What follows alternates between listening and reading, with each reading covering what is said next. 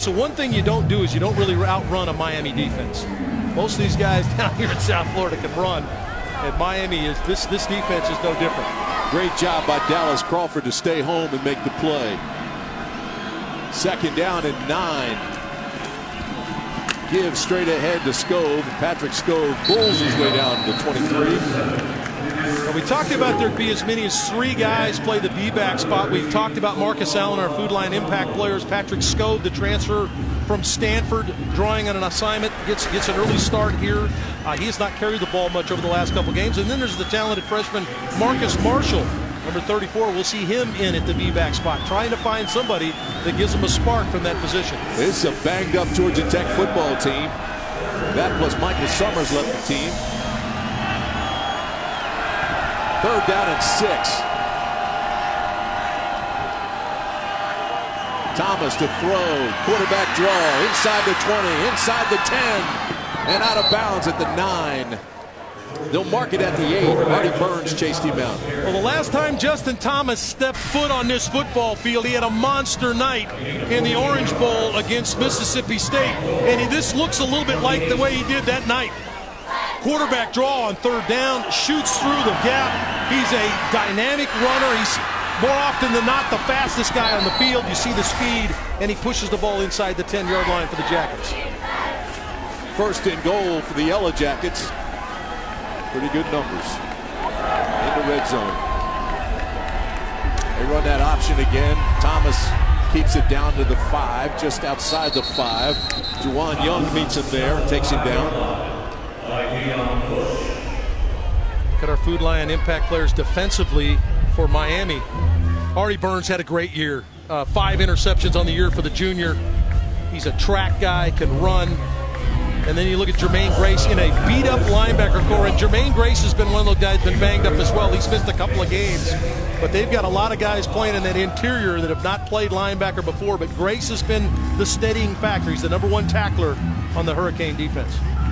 Miami's had problems stopping the run all year. Now you got Georgia Tech in town. Second and goal. The pitch. This is Snoddy. Way too easy. Roderick Snoddy with a touchdown for Georgia Tech. It's the wide toss play, part of the package that this offense produces, and it's such a wide toss, they outflank you immediately. Watch number 3, Isaiah Willis, going to get the key block right there. And Snoddy steps in. He's one of the fastest of the A-backs for Georgia Tech, and he shoves it in the end zone. Great opening drive for Georgia Tech. Harrison Butker comes on for the extra point. He needs 3 to break the all-time school record set by Luke Mangan, and that one's good. Now he needs 2. Roderick Snoddy puts Georgia Tech on the board, untouched to the end zone. It's the Clinton Lynch 36-yard run on the option play that shoved him in deep into Miami territory, and then Snoddy finishes it off with another with a little wide toss play. So Georgia Tech off to the start they wanted offensively. Carolina seemed to move at will against this Miami team last week. Averaged well over 7 yards per play against the defense. Are Carolina 4 keys to the game? Take us through them, March. Well, when you look at these two teams, Georgia Tech needs to be good on first down. I think we saw a little bit at the first cut. They need to get a good chunk of yardage to stay on schedule on offense. I think we saw that in that opening drive. And for Miami, really, they've moved the ball. Well, we talked about them being the #1 passing offense in the league. When they get in the red zone, they need to be fast and get in the ball in the end zone. That little red Corvette, got to shove it in the end zone. Play some red zone offense. Brad Kaya brings him out for his second possession of the game. Unable to move the ball effectively the first possession. 3 and out, kicked it away. Brad Kaya is your quarterback. He's a good one. And he throws. Quick out patterns. Got it. Incomplete. It was intended for Herb Waters. Well, DJ White, probably the best cover guy of the 4 in the secondary. Great speed closes on this play, but this is a ball that Herb Waters has got to catch. It's a hitch route to the outside. It's a control throw against a soft corner, meaning White was playing off. That's one Waters has got to squeeze for Kaya. Joe Yearby standing back there with Brad Kaya. Yearby, as Mark said, 5'9", 202-pound sophomore from Miami. Second down and 10. This is Yearby, does a little stutter step. That allows the defense to catch up to him and take him down. P.J. Davis got there first. He's been injured. He's been banged up. Not close to 100%, but he makes the tackle. Yeah, we weren't even sure whether Paul Davis was going to play. P.J. Davis, number 40, outstanding linebacker here for Georgia Tech. Their number one tackler was banged up on that Thursday night game against Virginia Tech, and they weren't even sure whether he was going to go. But PJ said, hey, it's time. It's game day. I'm ready to roll. Talked about Michael Summers leaving the team. This past week, Jabari Hunt quit the team. This after a 2-game suspension. So it's 3rd down and 5 for Miami. Trying to get something going here. Little play action, throw over the middle. That's complete. That'll be enough for the first down out to the 39-yard line. Complete to Christopher Herndon. Was a good catch by Chris Herndon over the middle. This is a contested throw. Good coverage by Georgia Tech and a well-thrown ball by Kaya. Right on that upfield number. No way Golden could get in to strip it out. Herndon gets a call today. Dobard was suspended before the game along with Tyree Brady. Yearby with a little carry, and Austin makes the tackle. You know, Joe Yearby has quietly had a nice year. Now over 800 yards rushing on the year for Joe Yearby, and he's got, if he got a couple of good games here, he could go for 1,000 yards as a sophomore. And I think they really like the way he has taken over from Duke Johnson, who's moved on to the National Football League. Second down for Miami. Flanker screen again. Nobody fooled. This is Waters. Dodges a couple, gets back to the original line of scrimmage. Well, not quite. He'll be about 2 yards short of that because Chris Milton. Well, Milton, this is a veteran secondary. See Milton 6 read it right away. These guys have seen just about everything you can throw at them over their careers at Georgia Tech. So it's going to be very difficult to fool the Georgia Tech secondary with a quick screen or to try to get somebody pinned. Milton, one of those guys, the redshirt senior, seen everything. He blew it up right away. 3rd down and 8 now for Kaya. And Georgia Tech. Later years back on this one.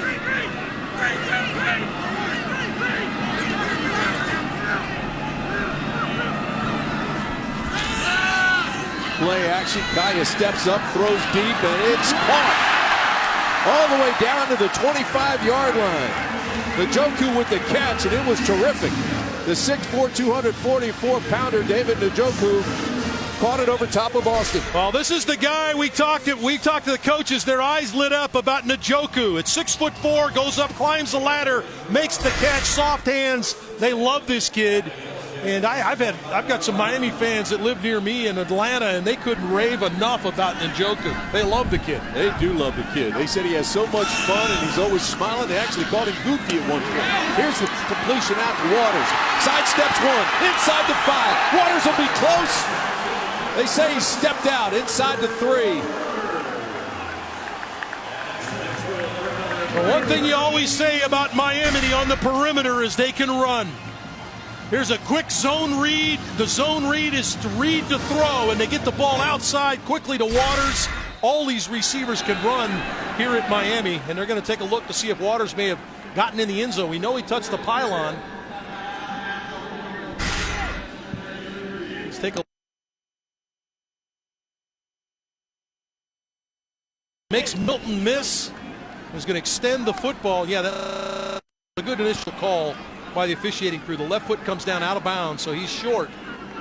About the 1.5-yard line, 2-yard line, but a good effort by Waters. He's impressive in space, isn't he, partner? Well, and this is what James Coley, offensive coordinator, talked about this receiver core. Take a look at this left foot as it comes down right there, just inside the 2-yard line, which is pretty much, they might be able to move the ball ahead a little bit. Roddy, these guys can really make plays. They really can, Arch. And what we talked to James Coley about was the fact that he knows the strengths of each one of these guys. And when we talked to him about Herb Waters, he said he's a fast guy who can make guys miss in space. Stacey Coley's kind of the slot guy that they like to get matched up on a linebacker or a nickel back. And then Rashawn Scott's the deep threat who will catch the post. It was pretty impressive to hear how he likes to use each one of these guys in the game plan every week. Yeah, it really was. He says that he kind of goes into the laboratory, puts the lab coat on, and says, okay, I'm going to do something for Waters. I'm going to do something for Coley. I'm going to do something for Scott. They lead the ACC in throwing the football, and you can see why. These guys all have skills. I think they could move the football forward here a little bit. That's a review. Running on the field is confirmed. Now, see, I think they could have changed the spot. I think the spot's probably about a yard short of where Waters got, but he definitely didn't get in the end zone. Miami entered last week's game with Carolina with a chance to stay in the hunt for the Coastal Division title. Terribly disappointing loss for the Canes, but still with a 6-4 record, they're going bowling. And Tim, this is the area they've really struggled in. We talked about the key to the game, the red zone. They've got to find a way to punch it in, just converting touchdowns at 48% of the time. Adrian Water go to the top of the screen. They give it to Yearby. He bangs his way in for the touchdown, Joe Yearby.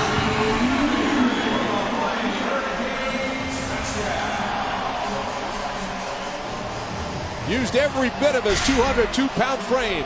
Got to cut back. Joe Yearby, good vision, gets to the backside and then just drills McCordis, and he powers his way into the end zone. Joe Yearby at 205 pounds gives Miami its first touchdown of the day, his 6th rushing touchdown of the year. Michael Badley comes on for the extra point attempt, and it's good. How about that? Touchdown Georgia Tech, touchdown Miami, and a track meet broke out at Sun Life Stadium. And that guy, Joe Yearby, Miami Central High School right here in Miami, one of the great powers in high school football, really in the country, not just here in Florida. Joe Yearby played with Dalvin Cook in the same backfield. How about those two guys running the rock? Yearby shoves it in for Miami. Kaya went 4 for 5 on that drive, 63 yards. Madruko with the big catch. Here's the return by Marcus Marshall, and he's drilled. Let's go back to Charlotte, check in with the studio. Thanks, Tim. Our Hardee's update. Coach, what's going on? The second receiver from the bottom inside, runs the old Florida State Notre Dame pick play, touchdown. NC State off to a hot start. It's 7-3 in the first quarter. Tim, back to you. I love the pick plays. As an offense, you love the pick plays down on the goal line. Got to get those defenders kind of screwed up down there. Nice job. NC State trying to get its 7th win of the year. They're 6-4, just like Miami. Matthew Jordan in, a quarterback now for Georgia Tech. They wanted to get him some reps last week, couldn't do it, so they stepped and put him in here. We were told that he'd be in the game when they got down close to the goal line. Instead, he starts this drive. Now, just his 9th carry on the year right there. He has 1 touchdown. He's only thrown the ball 1 time on the year. Justin Thomas, the outstanding junior quarterback. He has been really banged up this year. And Paul Johnson wanted to get Matthew Jordan some snaps, the redshirt freshman from Jackson, Alabama. Played wide receiver, corner, quarterback at high school in Jackson High School. Fambu Kamalu made the tackle. Jordan puts the ball on the ground. This time has to retrieve it. When you're right on schedule, too, Jordan did a nice job on the first play, on the keep play, got him 5 yards, and then here on this second play, gets the snap clean, and then just kind of a screw up between he and Marcus Allen, the B-back, ball on the ground, and now you're 3rd and 5. This is where it's dramatically changed for Georgia Tech. They set an NCAA record a year ago, 57% on 3rd down. This year converting just 35% of the time. 3rd down and 5. Matthew Jordan, the 6'2", 215-pound redshirt freshman, timeout, Georgia Tech. We'll take a timeout as well. We'll be back after a word from your local ACC station.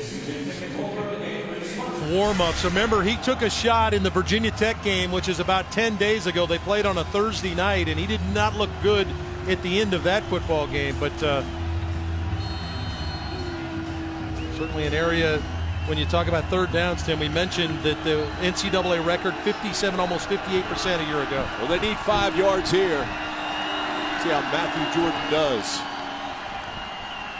They're not going to get there. Allen can't get to the 1st down marker, so they'll have to punt it away. And that's just outside the comfort zone for Paul Johnson. Make no mistake now, if it's 4th and under a yard, Paul will be willing to go for it just about anywhere on the field. But the fumbled play on 2nd down really blew things up, and he's really chewing on Brian Chamberlain right there, the left tackle, who must have missed an assignment on that play. Ryan Rodwell comes on to punt it away for Georgia Tech. Braxton Berrios is standing at his own 25. This is a high spiraling punt that'll drive him all the way back to the 15. Looks for help and can't find it. White jerseys everywhere. Great coverage by Georgia Tech. Earl Lewis got there first. Ram Power Play is brought to you by the Ram 1500. Marquise Williams powered North Carolina over Miami last Saturday with 4 total touchdowns, 3 of them on the ground. Williams' marquee run came from 13 yards out in the second quarter, a play that saw the Tar Heel quarterback barrel over several Hurricane defenders on his way into the end zone. And that's this week's Ram Trucks Power Play. I don't think there's anybody playing better at the quarterback position in this conference. That includes Deshaun Watson right now. Marquise Williams just playing great football for Larry Fedora quarterback. First down and 10 for Miami, and they give it to Walton, who checks into the ball game. The freshman from Miami, Florida. Mark Walton's fastest back here at Miami. We talked about Miami needing to answer the Georgia Tech drive, and they certainly did. Njoku goes up, makes a big catch down the middle, and then, of course, Waters, with the great speed, shoves the ball inside the 5. And then Joe Yearby powers his way into the end zone to equal the score. So an excellent answer by the Canes.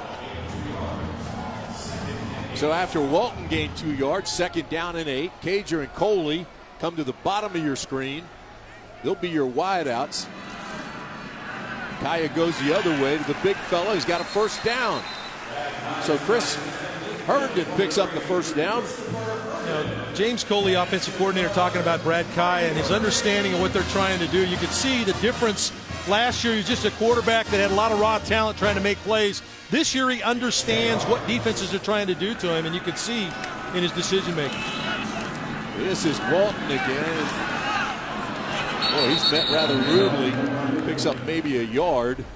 Georgia Tech has played 23 freshmen or redshirt freshmen this year. That's the 5th most among Power 5s.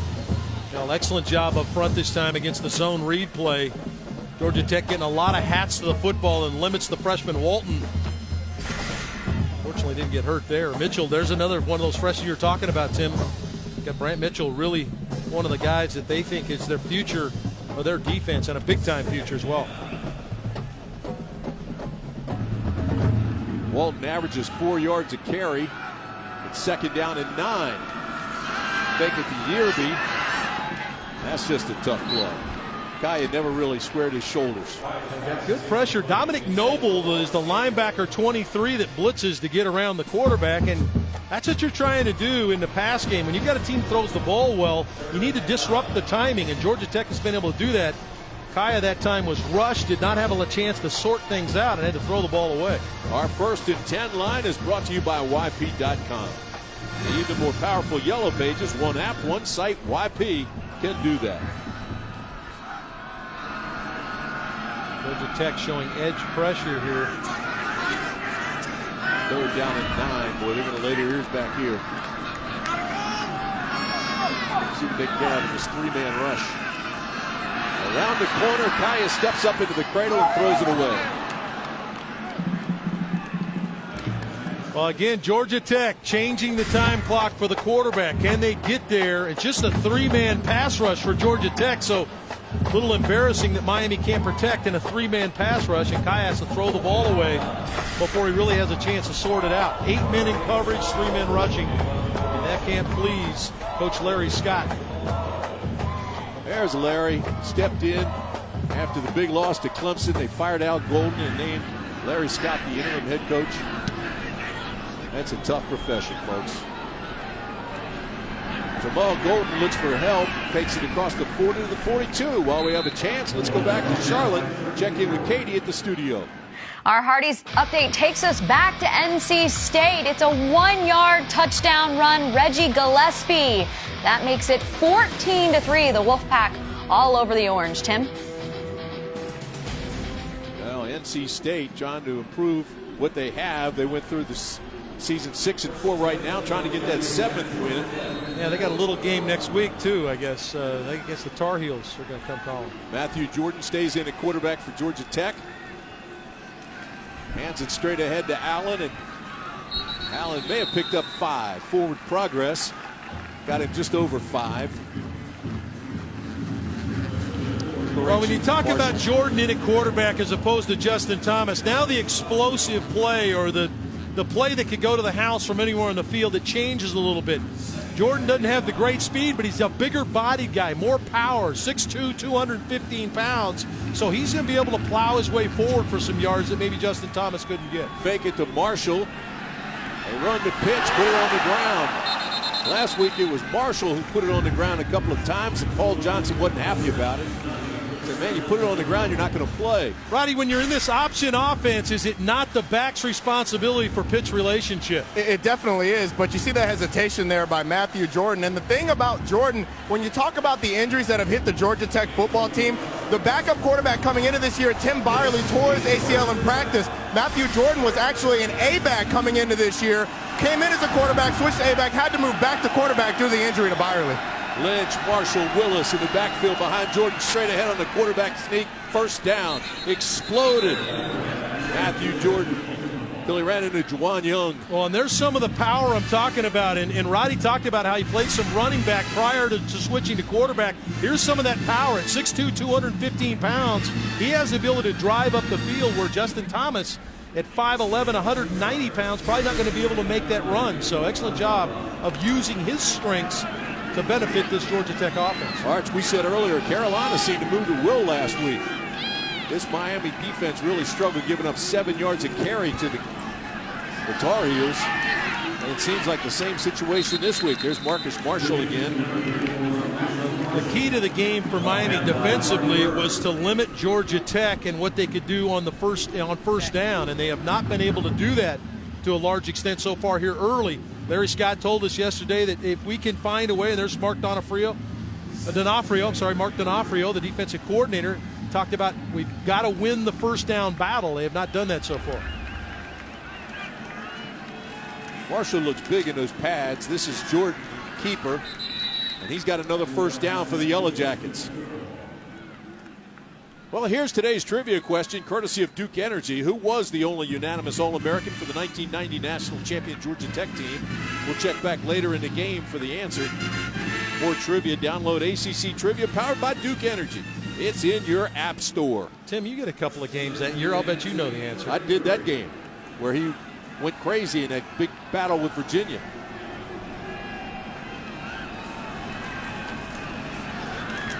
Here's the keeper by Jordan. Muhammad got there first. Well, you almost see, you heard Roddy talk about the hesitation for for Morgan. Excellent job that time of making a good, solid decision. Now, he only got 2 or 3 yards on the play, but it was a solid, quick decision. And so it looks like he's really kind of starting to settle in. It'll bring up 2nd down and 7 for Jordan and the Jackets. Here's your keeper by Jordan down to the 25, and that may take us into the second quarter. Muhammad again along with Grace. Things starting to settle in. Pretty good game. 6-play drive, scored it for Georgia Tech. 8-play drive, scored it for Miami. We're tied at 7. Sun Life.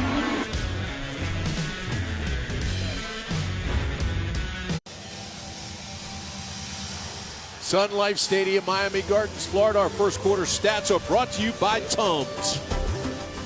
Well, we got the least penalized team in Georgia Tech in the ACC and the most penalized team in the ACC, Miami, and neither has a penalty so far. So pretty clean game. Both teams trying to convert on 3rd down. Nice 3rd down conversions there, but got a nice little battle going on here in South Florida. Georgia Tech with 7 ball carriers so far. Georgia Tech has rushed for 104 yards in this game. And Matthew Jordan is our quarterback. Justin Thomas questionable that he'll return. Thomas keeps it around the tackle. Jordan carries it around the corner and picks up a couple of tough yards. Well, and give him credit, Tim, understanding down and distance. This is a redshirt freshman, has not played hardly at all this season. Understands 3rd and 2, runs a little bit of a follow play, meaning he follows the B-back in behind and is able to get the first down. Understands it's 3rd and short, go get the first down, uses his power.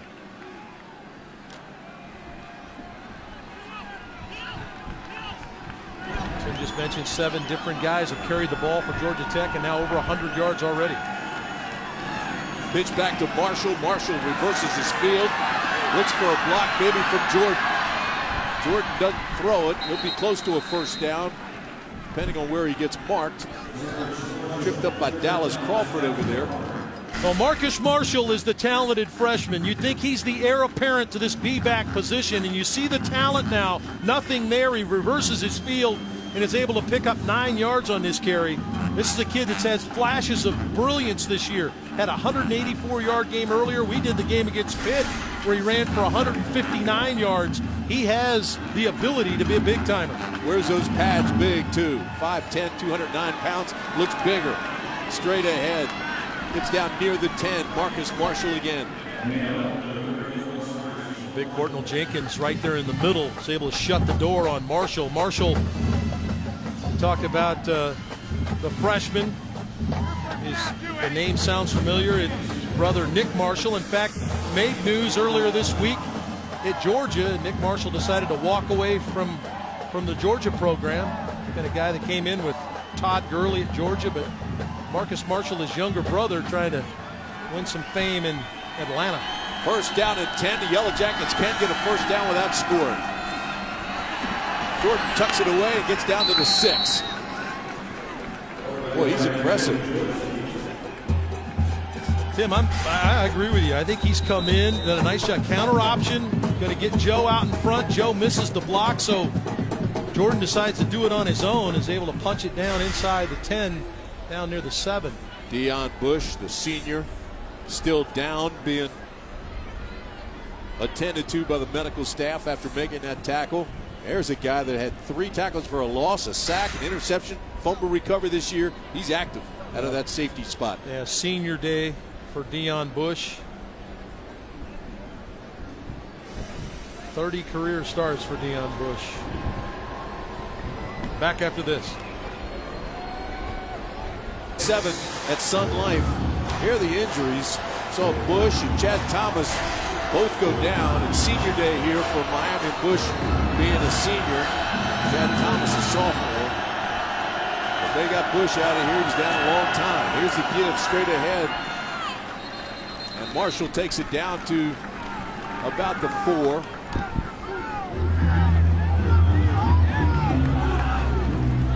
Georgia Tech now. This is there's Deion Bush. Took a shot in the side of the helmet. I think we saw the replay there. Took a shot, taking him out. And this is all part of the safety issues that they go through with the kids and make sure no concussion. D'Onofrio's defense been pushed around a little bit. Opportunity here to get off the field on 3rd down. 3rd down and 3. They can't get a first. Jordan with the keeper. He's not going to get there. May have lost a yard. Fumble the ball. And Miami comes away with it. Jamal Carter comes away with the football. Boy, excellent surge by Miami's right side of their defensive front. Take away the B-back, and then shooting through, Juwan Young, the freshman, rakes the ball out. And Carter, number 6, is right there for the recovery. Nice play by the redshirt freshman middle linebacker. Carter stuck his nose in there and came right down on the football. Young did a good job of holding his ground, was able to make the hit, get the ball raked out. And a takeaway. This is a Miami team now +8 in the giveaway takeaway ratio. Another takeaway. That's their 19th on the year. Mark Walton's the tailback now for Miami. And that'll bring out a flag. And it's against the Canes. False start. Offense, number 66. Half the distance to the goal. Still first down. Sonny Adogwu moved. So big old number 66, 320-pounder is called for the flag. Well, when he moves, you know about it. 6'8", 320-pound Sonny Adogwu. Adogwu is a monster. Gage Batten checks into the ball game for Miami at fullback. They run it off that right side. Can't find much of a crease. B.J. Davis is there. Clogs the hole. Now, Walton is the faster of the two. If you hear the Miami coaches talk about it, and it's an eyelash when you start talking about Yearby and Walton. Walton, the freshman from Booker T. Washington here in Miami. They won the state championship a year ago, and all he did was go for about 270 yards of total offense and 5 touchdowns in the championship game. Now he's toting it for the Canes. Bring up 2nd down and 10. Kaya to throw, looks deep, has a man, it's complete. That's Coley, and Coley up out by the 45-yard line. Well, what a nice job by Brad Kaya using his eyes. He's got a receiver down the pipe. Right here is the receiver that's going to get up the sideline. But he waits, he uses his eyes to pull the safety to the inside and gets the ball outside to Coley for the big play. New set of downs. Walton stays in the game for Miami. 1st down and 10. Ball at the 45. Miami on the move. Pass it over to Barrios. He's up near midfield. Jamal Golden makes the tackle. Let's go down to Roddy. Arch, you just referred to Brad Kaya's eyes, and we talked to offensive coordinator James Coley yesterday. He said that he's a great, accurate passer, but his vision is freaky. He's got great peripheral vision, so even though he might be looking at his number 1 receiver, he can see what's going on with the other guys on the field. And Arch, you know how special that is as a quarterback. Oh, he did a good job of it right there, Roddy. Looked down the pipe to Njoku, pulled the safety to the inside, and found his receiver on the outside as Kaya's off to a nice start here in the game. Kaya play action, steps up, throws again. He's got a man. It's complete. That's Waters, and Waters has a huge gain with Jamal Golden, who chased him out. Down to the 4-yard line goes Miami. Well, this is a receiver core that all are used very, very much the same. Waters in the slot, up the field, excellent protection. When you throw the ball this far down the field, you have to have protection. And Waters makes his 2nd big play of the game and puts Miami inside the 5 again. Since returning from a head injury several weeks ago, Brad Kaya has been on fire. He has really played well. 1st and goal for the Hurricanes. This is Walton. He walks right into a wall. We talked about earlier in the game, this is the area that's plagued Miami this year. They've been a very good offensive football team, moving from 20 to 20. It's when they get down here that things begin to bog down a little bit. Just can't punch the ball in. Windows tighten. You have to be a little bit more focused. Tighten your landmarks on some of your blocks. That time Georgia Tech did a good job of defeating the run on 1st down. See, next Saturday we'll be down in Wake Forest for Duke and Wake. Rivalry Saturday. Walton right side, touchdown, Mark Walton.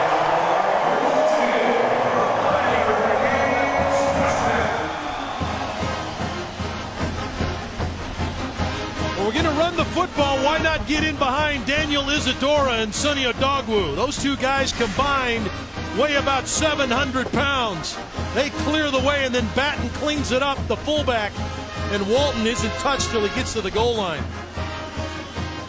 Well, you think Larry Scott didn't like that? Oh, my. The extra point is good.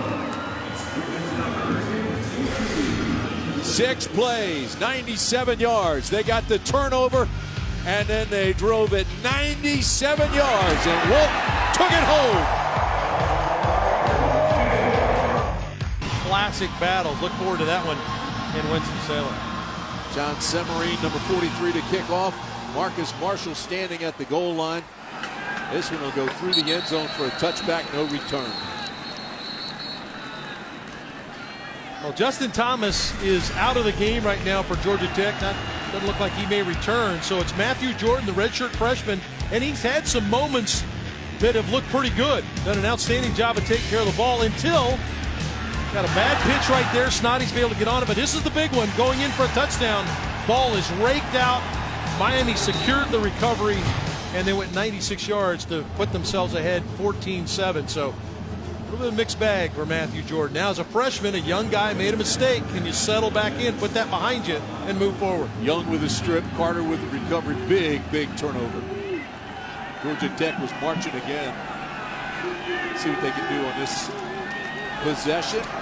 Here's Jordan again, tucks it away, gets up to the 29-yard line, runs into Juwan Young again. Let's get the very latest on Justin Thomas. Let's go down to Roddy. Justin Thomas, the word from the Georgia Tech sideline is that he will be reevaluated at halftime. We will not see him the rest of the half, so it's Matthew Jordan's ship until at least halftime. Roddy, any idea kind of what's bothering him? He looks like he's not moving his neck very well. You mentioned the fact that he got banged up in the Virginia Tech game last week. It looks like they're looking at that upper extremity area, maybe a shoulder, maybe an arm. Here's Jordan again, tucks it away, gets out close to a first down, being just a little bit shy. He'll be about a half a yard short. That's where Carter stopped him. I'll tell you what, Tim, I like the decision-making of Matthew Jordan so far in the game. I think he's done a nice job coming in. He has not played hardly at all this year as you look at the play selection for both teams, and they kind of had an idea that Miami wanted to sling it and Georgia Tech wanted to run it. That's the way it's played out. Yeah, he's a good-looking football player. 6'2", 215 pounds, carries his uniform well, lets his eyes move his feet. College football playoff rankings brought to you by Progressive Insurance. Clemson still sitting on top. Ohio State, big ball game today. Alabama plays Charleston Southern. Notre Dame right up top, trying to hang in there. How about Iowa this year? Iowa's had a nice year, as much as it hurts me to tell you about Iowa. I played at Iowa State. We don't normally look at the Hawkeyes, but they are having a nice year, and should they run the table, the Hawkeyes should be a part of that 4. Snowing to beat the band out there this morning. That's the talented freshman Taquan Marshall that's limping off for Georgia Tech. Hamilton, Georgia, Harris County High School. Counted for almost 2,800 yards his senior year. Just gets rolled up. I mean, he's out trying to block in front of his quarterback, and we see it happen so often to players. The players fall on the back of the legs, and hopefully Marshall will be okay. Favoring that right side. Patrick Scove will be the B back. Willis stays in at the A back. Played some quarterback at Harris County High School. Had a really good senior year. 2,800 yards, 30 touchdowns combined. 3rd down and 1. Jordan with the quarterback sneak has it. Got enough for the first. You know, Arch, we talk about this offense quite a bit. We just took a look at the top 20 a little while back. How about Navy? I mean, that's the offense that Paul Johnson put in up there. Kenny Amanalolo continues to run it, and they're hard to stop. They're getting it done, Tim, and Keenan Reynolds, their quarterback, rarefied air, all-time rushing touchdown leader. Quarterbacks over 80 touchdowns, and yeah, it's an offense it's very difficult to certainly prepare for in a week, and Miami is doing the best they can today, limiting the big play. New set of downs. 1st down and 10 for the Yellow Jackets. Pitch back to Lynch. He goes around the corner and gets across the 40. Deion Bush is back in the ball game and was in on that tackle. Clinton Lynch had a big play on their opening drive that had the touchdown. This is that wide toss play that we saw Snoddy score the touchdown on. Lynch outflanks the defense and is up the field for a nice 1st down play and 5 yards. Lynch came in averaging 8 yards a carry in this offense. I think it's Courtnall Jenkins is down on the sideline here near the Miami bench. He was waving for someone to come on for him, and now it's not. It's Jenkins, Rashawn Jenkins, the safety, is down on the sideline here.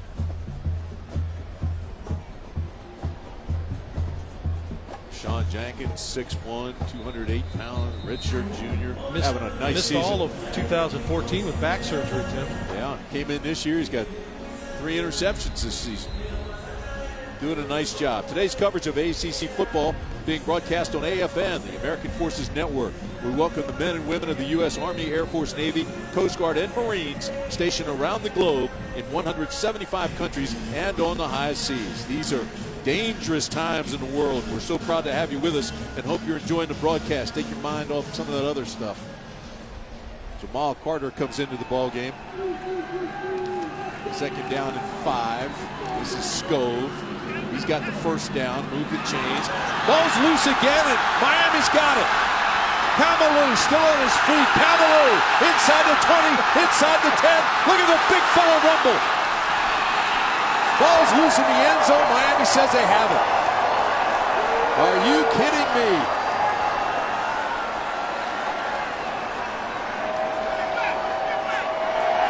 Touchdown, Hurricanes. It has been a frustrating year for Paul Johnson. Well, he said that everything that could go wrong has gone wrong, and now Jordan, the quarterback, is on the ground after one of the better stiff arms you're ever going to see in the world. Camelou going to come out of the stack.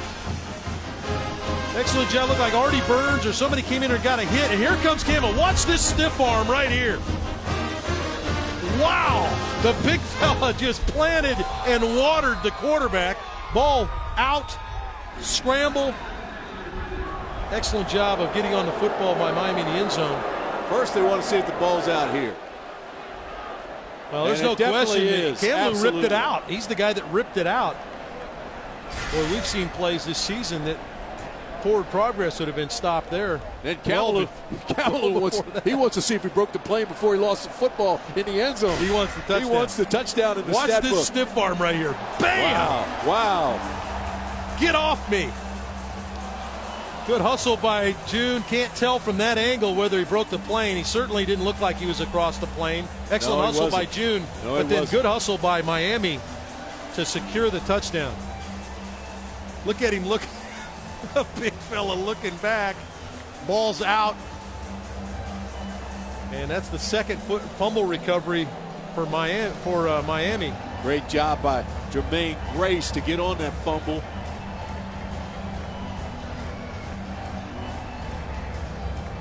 Because Lynch was coming hard to get it himself. Well, if you ever watched some Miami football in the past, that looked like some Miami days of old right there. You used to take the ball away and score readily.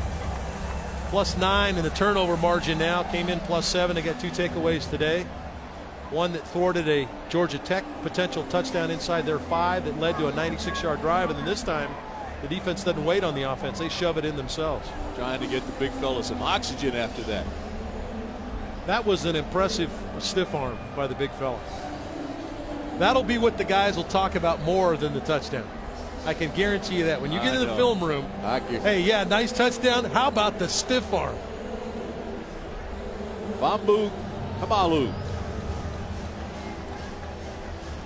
What a nice moment for him. Senior day. He's a redshirt senior. Really for... After review, the ruling on the field is confirmed. It's a touchdown.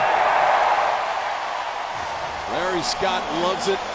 Paul Johnson not so much. Well, and I think you could make the argument if you're Coach Johnson is that Sco's progress had been stopped. And we certainly have seen plays that were far less than that where they've called the ball carrier down by contact or down by forward progress, but not this time. Touchdown Miami. And the extra point is good. We'll be back after a word from your local ACC station. Inside the 5, it looked like Tech may score, and then he was just stiff-armed to the ground by Camelou on that return. And so he's going to have to gather himself here. The freshman's running the show on that offense. Zemarine with the kickoff. Golden doesn't even look at it. Just runs off, touchback. Let's go back to Charlotte, check in with Katie at the studio. On top of the Orange 21-3, Tim. Well, we talked about Matt Day's last couple of weeks of him being out. How about the other backs picking up? Gillespie scored, now Hines has scored. They're playing running back by committee, and they're answering the call. Yeah, no question about that. The Yellow Jackets have been able to move the ball. They just haven't been able to hold on to it. Jordan the throw does over the top, has a man, has a step. Knocked away. It was intended for June. Knocked away by Jamal Carter. The ball just a little bit underthrown by Jordan, but worth the shot as Miami was crowding the line of scrimmage. But an excellent job of Carter scrambling back and getting on the top receiver for Georgia Tech, Ricky June. June 6'3", 212 pounds, and Carter got there just as the ball arrived. Pretty pretty good coverage. Never really found the football and just kind of pawed it out of there. First pass after 26 runs. Here's the option, and ahead they go to Mark Allen. Picks up a couple of tough yards and then is driven back to the line of scrimmage. Well, this is the area Georgia Tech has really struggled this year. This is an offensive line that a lot of young guys playing. Some guys aren't playing quite to their capabilities in some situations this year. But they have got to find a way to protect their young quarterback here in an obvious passing situation deep in their own territory. Willis and Griffin will be your A backs. Allen stays in at the B back, and here we go. 3rd down and 8 for Georgia Tech. Oh, do they need something badly right now?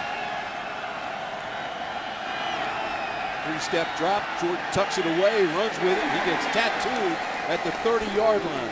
Oh, did he get hit by Al-Quadin Muhammad? Well, safe call from Coach Johnson with a young quarterback in there deep in his own territory. Went with a quarterback draw. But you're right, Tim. Boy, the Canes dropped the hammer on him right here. Muhammad comes in there and slams him.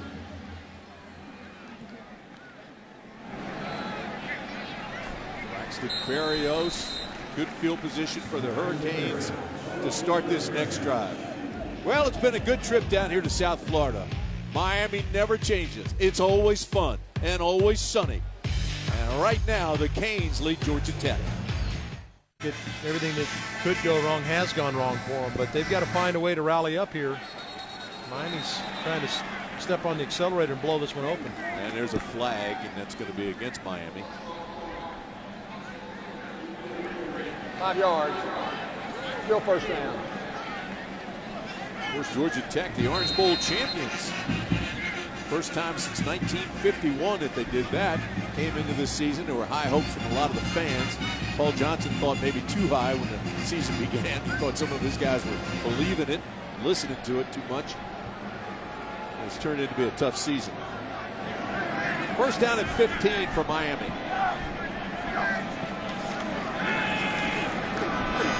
Very nice pattern by Cager. Carries it out to the 44-yard line. Well, Georgia Tech was worried about the Miami speed at the wide receiver core. When Roddy's talked about the 3 guys, Cager had him in, the freshman. This is a big kid at 6'5", go get the football, but the speed to come off the ball, Georgia Tech playing soft on the perimeter and giving those quick throws, and Kai has taken them. Sets up a nice, inviting, enticing 2nd down and 2.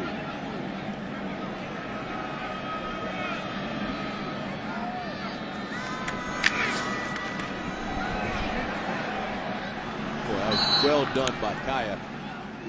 Wanted to go to the left side. He was looking at Coley, but everything was taken away from him. They chased him out of the pocket very wisely. Threw it away, so that'll bring up 3rd down and short.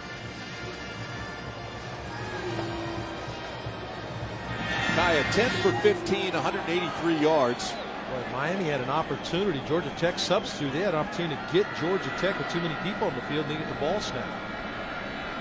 Kaya now changes things. Throws it over the middle. Was it caught? I think it was by Coley. They may take a look at it. He picked that right off his shoe tops. Well, what a nice hands catch by Stacy Coley. The slot receiver going to come to the inside on the slant, reach out and pluck it out of the air and pull it into the body. Nice job by Coley coming in. 38 receptions, almost 550 yards, well over that now with his performance so far today. Had the inside on Austin, and here's Yearby now. He picks up 2 yards. Let's go down, check in with Roddy Jones.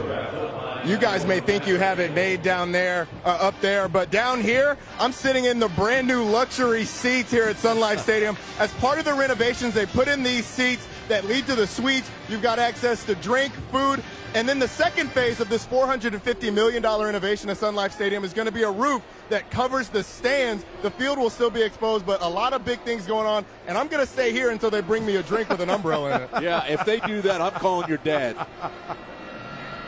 Just as long as they got a straw in it for you, Roddy, you'll be all set. 2nd down and 9 for Miami. Seats look pretty nice. Thought it was going to be another great catch, that by Herndon. Herndon couldn't hold on, however, put it back to the ground. Yeah, there's that roof area that Roddy was talking about, and they've got these super columns they're building on the edge that we can see now, but to provide an atmosphere for the fans to come in, get out of the sun, yet be at the game. Some of those, that super sweet area, there's some of those super columns that they're trying to build to support the roof that will protect the fan. You saw through those pictures the modernization of Sun Life Stadium, and it is moving ahead. We had to walk under a couple of those cranes to get in. The extensive renovations have significantly decreased the number of seats here. What a catch by Lawrence Cager down inside the 10. They step out of bounds at the 3. Yeah, we're going to get offensive pass interference by the big freshman, though, working against the senior DJ White. This is a heck of a catch, but he gets a little separation with the push.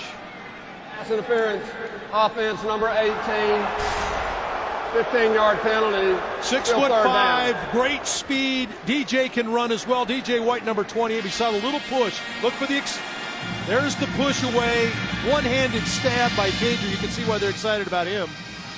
But a good call, and Larry Scott said, wait a minute now.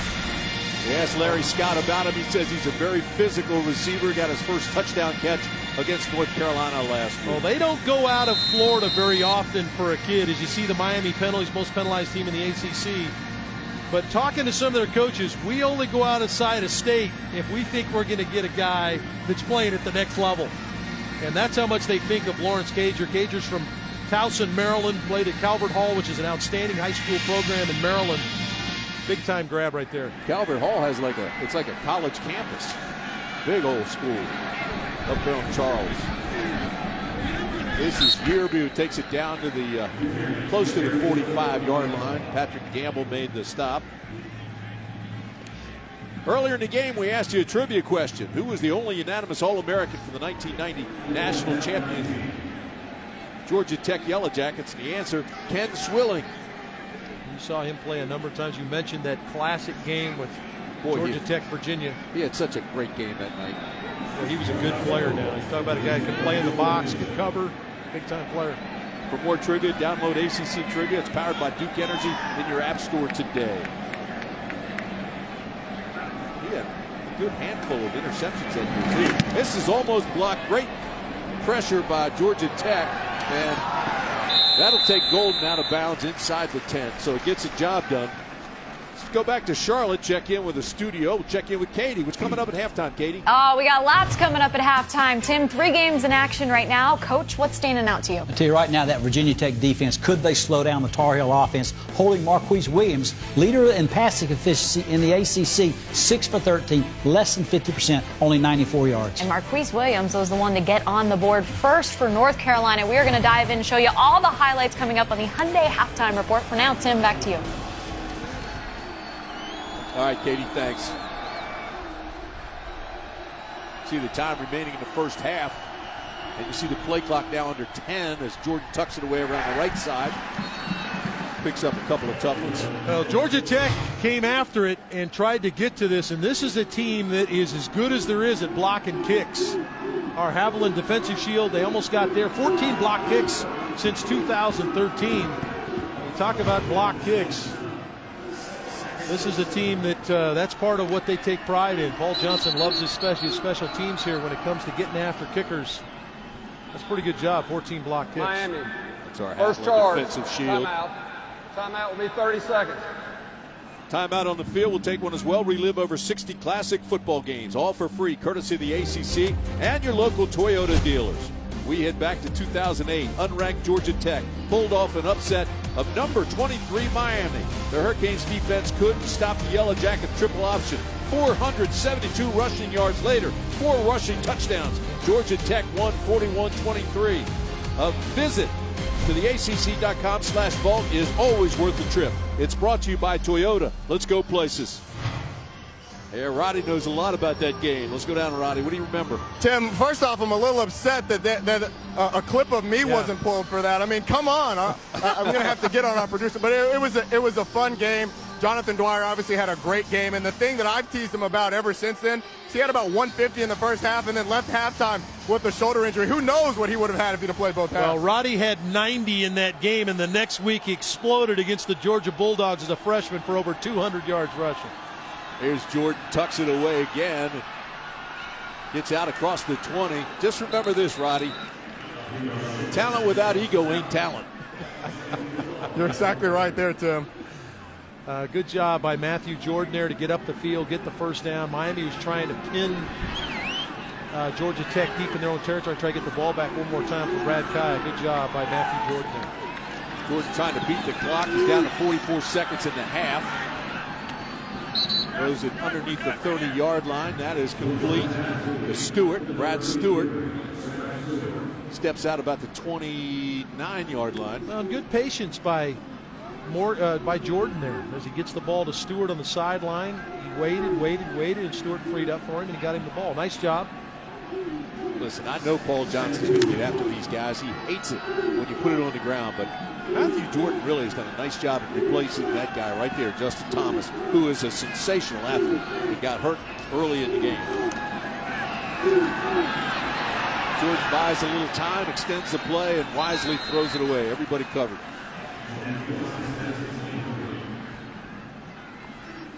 Well, you're in a good down and distance situation if you're Paul Johnson and Georgia Tech. You look at 3rd and short here. This is kind of in their wheelhouse. They have not seen enough of these 3rd and shorts this year. Mentioned the numbers from a year ago. Almost 58% on 3rd down, which was an NCAA record. Nowhere near that this year, operating at about 35-36%. Paul Johnson received a contract extension last December. They're looking for a new coach here in Miami. This is Allen straight ahead. Look at all the jerseys from Miami around that ball. Miami will burn a timeout here. Good job by Larry Scott. His defense gets a stop, and now he's going to get his team the football back with maybe an opportunity with just under a half minute to go.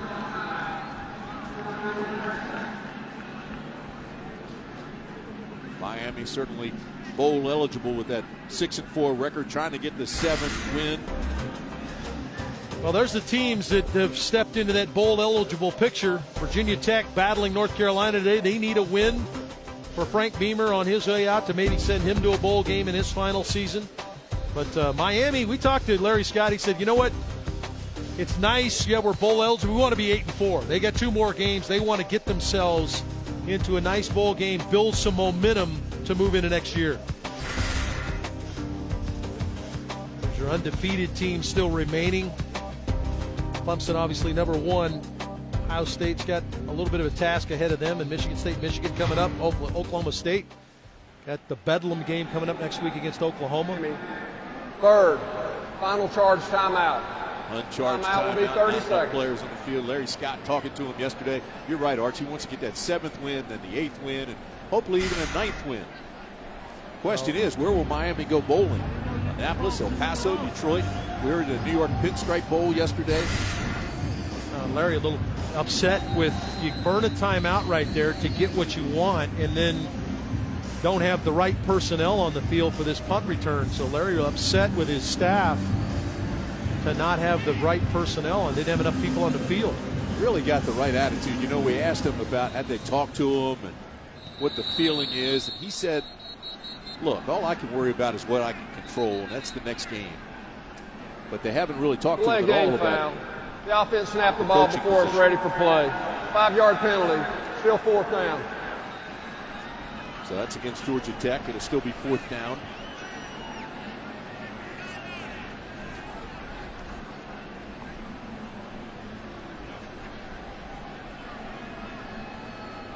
Well, Miami hoping for a return here. Barrios back, has the ability to potentially put him in a decent position here. 27 seconds left. Miami no timeouts left, but certainly Kaya, the way he throws it, can put him in field goal range. This is a high knuckleball that'll hit at midfield, and they are going to start with good field position. Shanked it. This took a Miami bounce, too. That's a 19-yard punt. Wow. Take a look at the ACC standings. It's brought to you by Belk, First to Coastal. Well, North Carolina gets a win today against Virginia Tech. They win the Coastal and will go to Charlotte. Pittsburgh waiting, hoping maybe they could get Carolina to trip twice. And, of course, the Atlantic. Clemson out in front, the class of the nation right now, #1 in the country. Dabo Swinney's team would like to finish undefeated and have an opportunity to play for the big prize. Biggest surprise there for me is the Coastal Division defending champions down at the bottom, 1-6. Georgia Tech. This is down to the 40. Lawrence Cage. They're going to have a tough time getting the ball snapped. They completed it short of the first down now. Miami rushes to the line under 10 seconds. And a clock play. Cager went down. Had to follow it up with the clock play, as Arch said. And they're up against it now.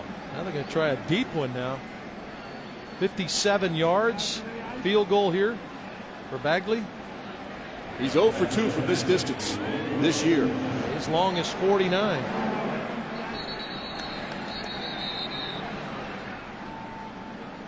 Timeout.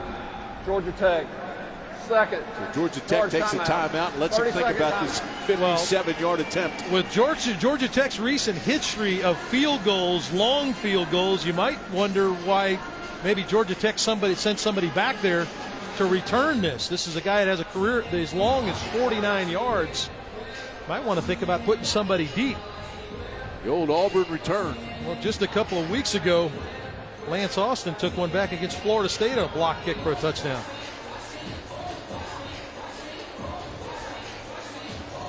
There's Chris Melton. Well, we talked about block kicks. Georgia Tech, one of the best in the country blocking kicks. That guy right there in particular, 7 in his career, 2 this season. Nobody deep for Georgia Tech on the long kick. Good snap, good hold. And it's good! 57 yards. Michael Bagley. Tim, that was good from 65. He hammered that. Wow. No doubt Milton comes off the edge to try to get there, but absolutely zero doubt that this was going through. Little curve to it at the end. Kind of working the driver on that fade right there, but man, he hit that hard. Longest field goal of his career. Let's go down to Larry Scott with Roddy. Coach, obviously the long field goal gives you a lot of momentum going into halftime, but the turnovers have really been big for you in the first half. What's that done for your momentum? You know, it's done a lot, and we talk about being +2. We talk about in the team, when you play a team that's a possession game and it comes down to possessions, anytime you can take one, steal one away, it's going to help you. It's going to help you be successful. So we talked about it all week, and the guys are doing a great job playing the ball and being physical and those things, and the ball's coming out for us. And you guys have capitalized it with taking some deep shots. How has Brad Kaya done in your estimation in the first half? Yeah, he's done really well. He's doing really well. He's seeing the game. He's getting protection. He's getting the time he needs to throw it, and when that happens for him, the kid has a chance to make good things happen. Thanks, Coach. Thank you. Good luck in the second half. Katie, it was Georgia Tech 7-0, but it's been all Miami since then. Justin Thomas's status is the biggest question going into halftime. We'll check in with him after the half, Katie. A lot of speculation down here in Miami about who the next coach will be. Miami Hurricanes, as you know, Al Golden was released. Been well documented that head coach Larry Scott has done a nice job, but you're hearing the names of Charlie Strong, hot topic, Butch Davis is being mentioned in there. A lot of good coaches, and I can tell you this, Arch, when they get down here, you're going to find the cupboard's not bare. They got a lot of talent. Pretty good players, man. Here's Jamal Golden on his return. Out across the 20, gets hit hard at the 23. Falls forward to the 24. Boy, Jamal Carter just laid the wood on him. Let's take a look at the end of this play. I think Sheldrick Redwine, the freshman, comes in and just drops the hammer on Golden. That was starting the second half. Roddy had a chance to talk to Paul Johnson earlier. I can't believe he would have been in a good mood, Roddy.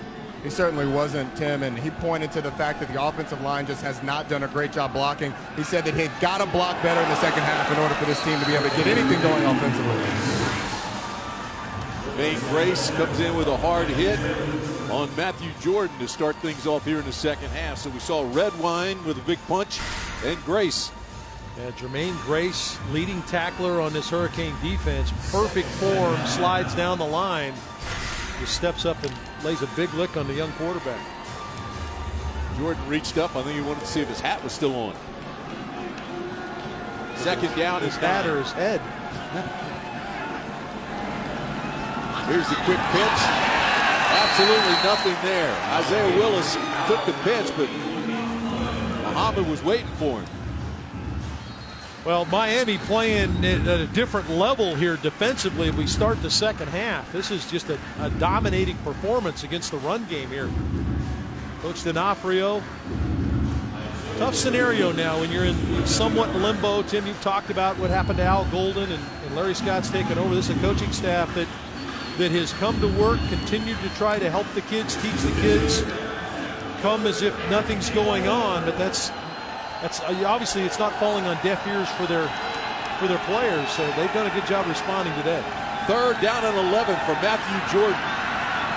Throws, has it complete. That's enough for the first down. Complete to Clinton Lynch.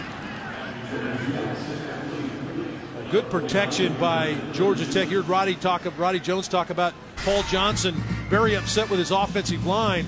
This is excellent protection this time for the young quarterback to step up and get the ball to Clinton Lynch for the first down. That's got to build some confidence in the youngster throwing the ball.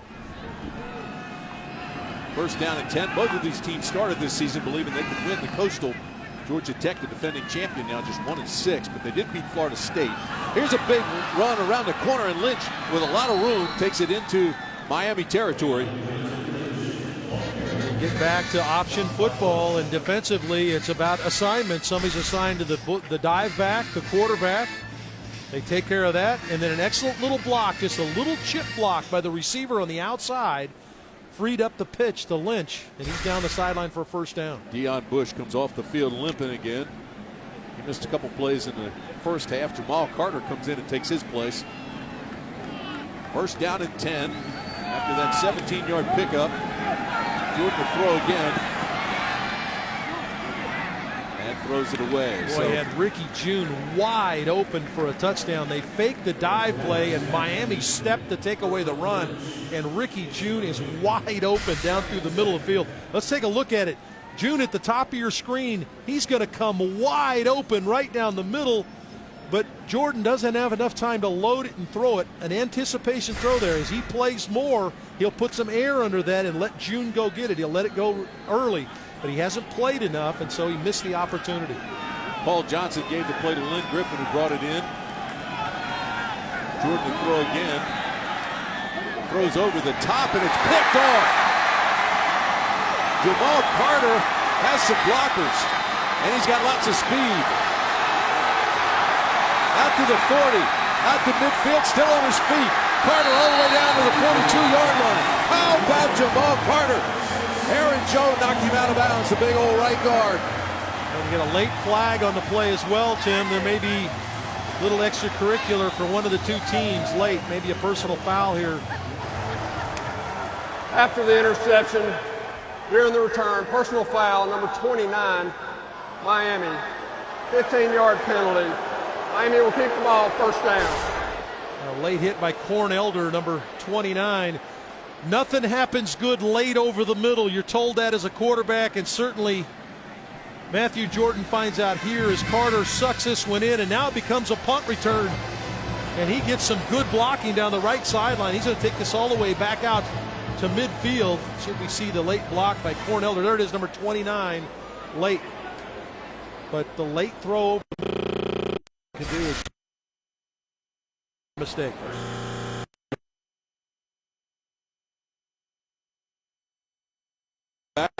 Back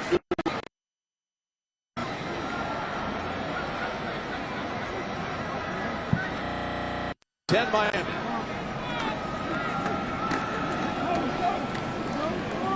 Jordan spins, drives, moves the ball past the 45. Let's go down to Roddy Jones for a spotlight. Tim, for the spotlight today, I wanted to take a look at how Georgia Tech was going to stop these big three Miami receivers, and they have not really been able to do it. Stacey Coley with 2 big catches. There you see the big one, but Herb Waters has done damage as well. He makes a guy miss, takes it down inside the 5, and then the dagger, the long pass down the sideline, and he's able to get Miami inside the 10-yard line. Those 2 guys have combined for over 120 yards in the first half. Rozier comes into the game at quarterback, and he's your ball carrier and carries it out into Georgia Tech territory. Roddy, there's the numbers of the spotlight. You talked about Coley and Waters. Now, Rashawn Scott has not played. We've seen more of Lawrence Cager at the outside receiver. Scott came in as the #1 receiver on his team, but has not played. But those are the guys Roddy was talking about in spotlight, and they certainly have been in the spotlight as far as Brad Kaya is concerned. Malik Rozier hands it to Yearby around that left side. He's up close to another first down for Miami. DJ White will get credit with a tackle, but that's a first down.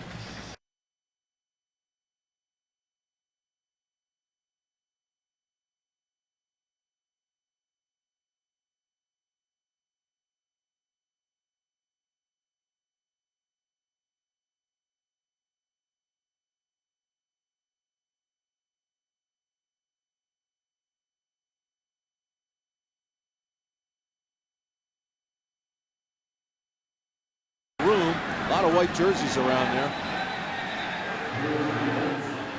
No flag. Now, Rozier, the quarterback, multi-dimensional guy, plays on their baseball team here at Miami as well, as Kaya checks back in the game. But he brings an element of a little bit more of the true zone read where he can run with the football. Kaya's not going to run. When they run zone read, he's running the read to throw it. Some feeling around here that Miami got the short end of the flags last week against Carolina. Probably wouldn't have made a difference anyway. A lot of bumping and grinding down that sidelines, but no flags. It was Waters and White. Well, I'm not sure anybody's trying for Miami on the flag thing after the Duke play. No, that's right. That's right. So, yeah, I think what goes around comes around a little bit with some of the flags. You'd like to think that. This has been a tough year for a lot of these coaches in their eyes as to how it's gone. Well, I think they were really upset. Not really with the entire officiating game, but the upside down U, they took that personally. Happened twice. Thought that should have been unsportsmanlike. Bottom line is, it's 3rd down and 9 for Miami. Guy has this pass tipped, incomplete. Patrick Gamble got his hand up. A good play right there, Tim, on a 3rd down conversion type situation. Gamble's able to knock the football down and force I would assume, a field goal opportunity after what we saw right before the half. Gamble's 6'5". He's got that 7-foot wingspan. Well, they're going to punt the football. Larry Scott's decided to punt it and try to pin Georgia Tech with his defense playing extremely well. Justin Vogel averages 44 yards a punt. He'll just try to pooch this away from Golden and try to get it inside the 15-yard line to 10 perhaps. There's your little pooch punt. That'll hit at the 4 and go into the end zone for a touchback. Timeout on the field. Paul Johnson searching for answers. His Yellow Jackets have been unable to sting. It is some kind of raining right now. Now, we didn't really mention excellent stop by Georgia Tech's defense right there after the turnover there at midfield. Now Tech has an opportunity to scrimmage again on offense. This is going to chase all those people off the beach that we saw sunbathing. Around the corner, it's a quarterback halfback toss, and they turn it over again. Corn Elder has his 2nd interception of the year.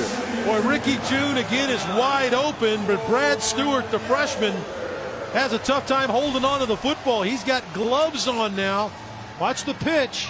Pouring down rain, as Tim mentioned. Ball going to slip out of his hands. And Corn Elder had to fair catch this one. Man, that's a bad throw now. That Ricky June open deep. He just couldn't put his feet in the ground. And another takeaway by this Miami defense. That's 4 takeaways now for Miami on defense. And it gives Miami another great opportunity in Georgia Tech territory.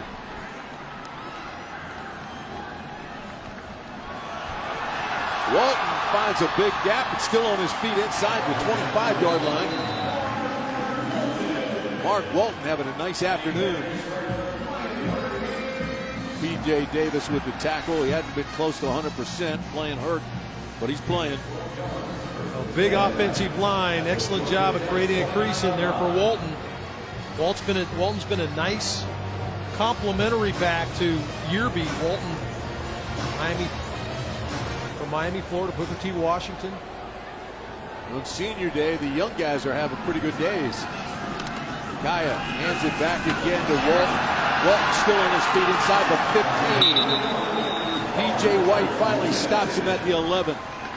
Well, Walton came into the game leading Miami in rushing touchdowns, and he's trying to get him another one. Excellent job of getting up the field, and it's about the offensive line. Offensive line trying to take control of our food line impact players. Mark Walton. Move the ball back a little bit from the 11 to the 12. First down at 10. They can get a first down without scoring here.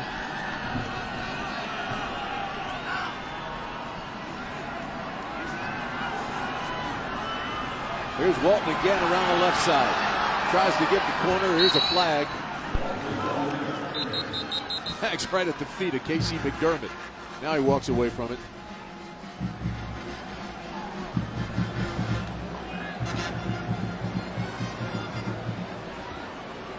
Never want to stand around those flags, Arch. Holding, number 52 offense. 10-yard penalty, first down. A little tough when they throw it in your hip pocket. Casey McDermott, one of the young guys on his team. They have little weights in them, you know, so they can throw them. Right. I remember the time it hit me in the head. I didn't know what it was. I hear this dink. Now this offensive line, when you look at this O-line, Tim, they all come back next year. So another, you talked about whoever ends up coaching this football team is going to have an experienced offensive line, big experienced offensive line. 4 sophomores and a junior up front for Miami. Rain continues to come down in sheets.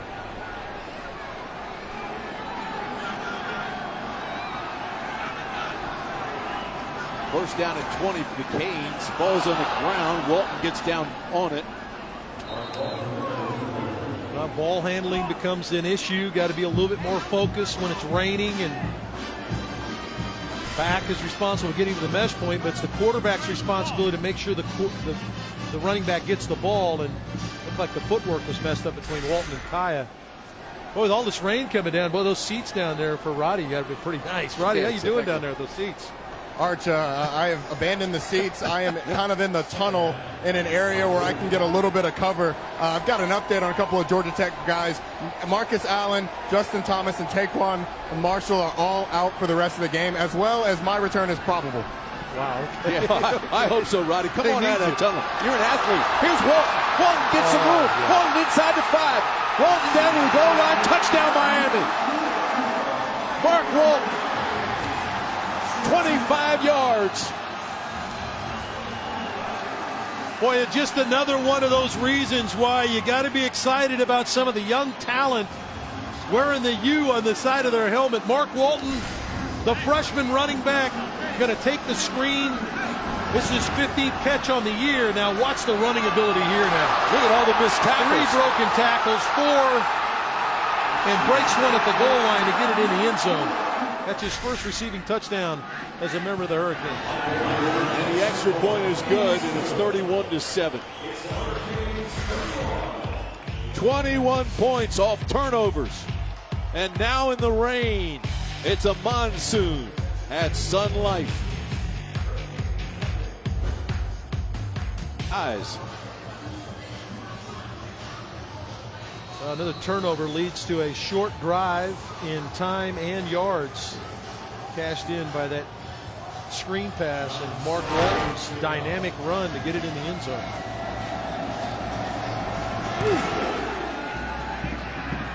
Marshall will watch this one go into the end zone, and another touchback. Let's go back to the studio and see how 6-0 North Carolina's doing in their ball. Well, it's 17-10 now, Tim. Elijah Hood, what's happening here, Coach? The Elijah Hood, the ACC's 4th leading rusher, right up the middle for a touchdown for the Tar Heels. That's a 13-yard touchdown run. North Carolina on top, Tim.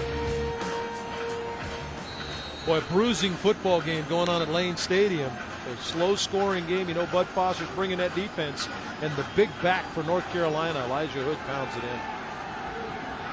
Frank Beamer's final game there at Lane Stadium. Carolina trying to go to 7-0. Here's the option. Around the corner goes Marshall. And Marshall has a first down for Georgia Tech. Another good wrinkle, one of the wrinkles off of the option. Don't go with a dive back. You just go straight lead option. Get a blocker out in front, and your option back becomes the B back, essentially the fullback in this offense. And good decision there by Matthew Jordan. Two young guys, a redshirt freshman quarterback and a freshman running back operating there for Georgia Tech. Marshall uses every bit of that 209 pounds. He punishes people. Here we go around the other side, finds a crease, gets through the hole, turns it on inside the 40. Grace chased him out of bounds. Well, same play the other side, just a lead option, and Marshall comes up a little gimpy there at the end. Here, lead option means you got a lead blocker out in front. Going to run the option. Good decision to kick the ball out to Marshall, and then you see the speed. And he did a little something there to himself as he was going towards the side. He stayed in the game, but came up a little gimpy. Still a lot of time in this ball game. Miami thinks they've already put it in the bank. It might be a little bit early for that. Here's Marshall straight ahead again. He's gassed. Not a whole lot in him. You know, part of playing in this offense for Coach Johnson is there's a degree of toughness you're going to have to show, because this is it's, you know, incremental gains, 5, 3, 2, and all of a sudden you pop one, but you got to continue to stay focused mentally. So you got to be strong mentally, and you've got to be tough physically, because it's going to be a pounding, and it's something that I think Marcus Marshall will continue to learn. I think that's part of what he's gone through as a freshman running back in this offense. He's going to be a good one. We talked about that yesterday with Mark D'Onofrio, defensive coordinator. Just make a stop, you make a stop, and all of a sudden he'll gash you for about 20 yards. Tyreek McCord makes the tackle. Good job by Matthew Jordan. You get the B back going a little bit. And again, this is the second option. Fake the dive, keep it instead of pitch it, and then nice hard running. Talked about how big a bodied guy Matthew Jordan is at 6'2", 215 pounds. As a safety, you better come up and bring it now, because he's a bigger guy. Yeah, that's a good point. Rashawn Jenkins just came up whiffed.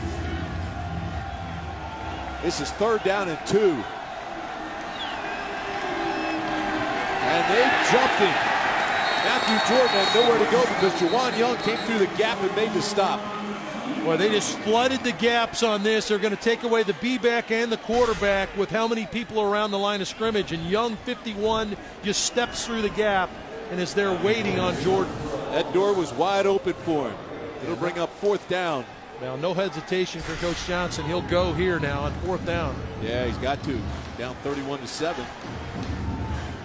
Late in the 3rd. Yeah, they've had some success on the perimeter, Tim. Get Jordan out on the edge with a run-pass option. Ricky June goes way up top. Everything else is bunched up. They run the option. Jordan's going down again. Again, the gap was wide open, and Tyreek McCord came right through it. I'm not sure why he didn't pitch this. He'd done a nice job. It's a lead option play, and the young quarterback decided to hold on to the football. Through the gap and make the play. After the play was over, unsportsmanlike conduct, number 1 on Miami. 15-yard penalty. Miami will keep the ball, 1st and 10. That's Artie Burns, who was the guilty party there. The young junior will be back after a word from your local ACC station. Here at Sun Life Stadium, Georgia Tech, well, Justin Thomas went out early with an injury, and since then the ball's been on the ground a lot. Yeah, they've not taken care of the football, has Georgia Tech. Miami's cashed those in. The running back duo has done a nice job. Kaya has been excellent. But I give it credit to Miami defense has done a nice job of creating some turnovers and turning those turnovers, have their offense into points. 2 other fumbles they recovered themselves, so they weren't the turnovers. For a minimum of 30 minutes. All right, we got a lightning warning. So that'll mean a minimum of 30 minutes.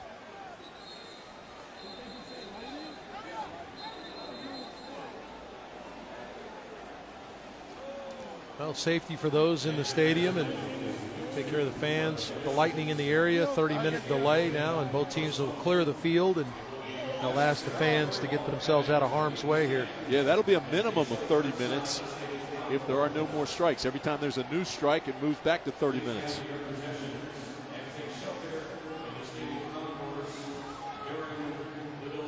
So Katie and Tommy are going to get some extra work today. Yeah, why not? You know, come earn their money back in the studio in Charlotte.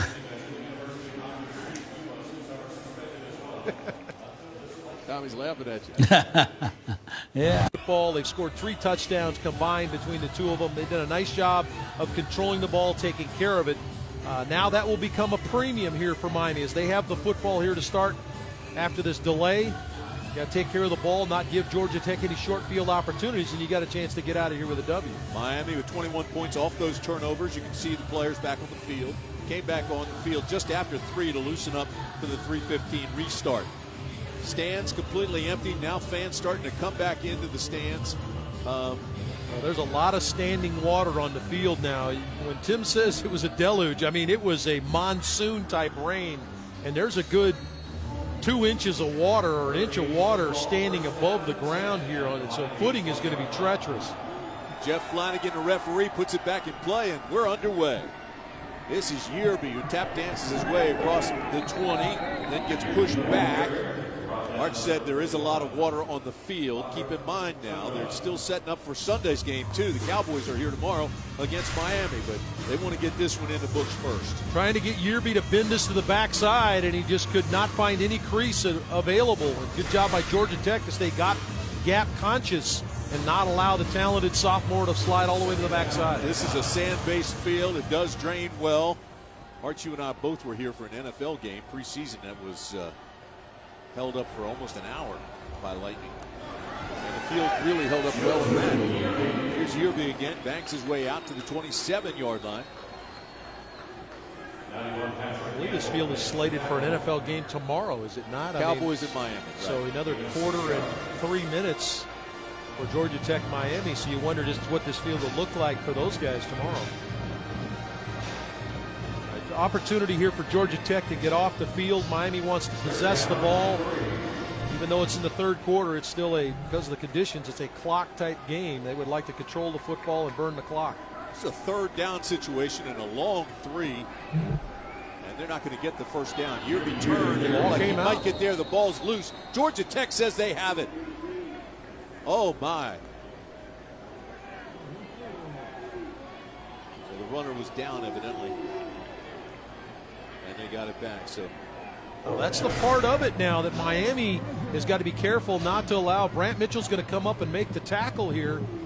And the ball comes out after he's on the ground. And that's the worry if you're Larry Scott, that you lose your focus and don't take care of the football.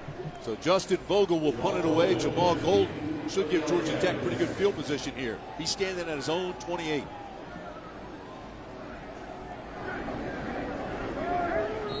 Rain is almost stopped now as a flag comes out before the play begins, and that's going to be against Ball Miami. start. Offense number 28. 5-yard penalty. 4th down. So interim head coach Larry Scott knows this one's not in the bank yet. That was Jackson. Michael Jackson moved early.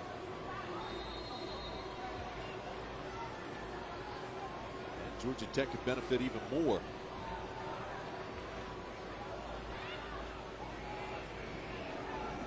Miami now with 7 penalties, 66 yards. That's a good kick, though. Let's take Golden all the way back to the 20, and he drops the ball inside the 20. Picks it up and goes down. Like playing with a bar of soap right now.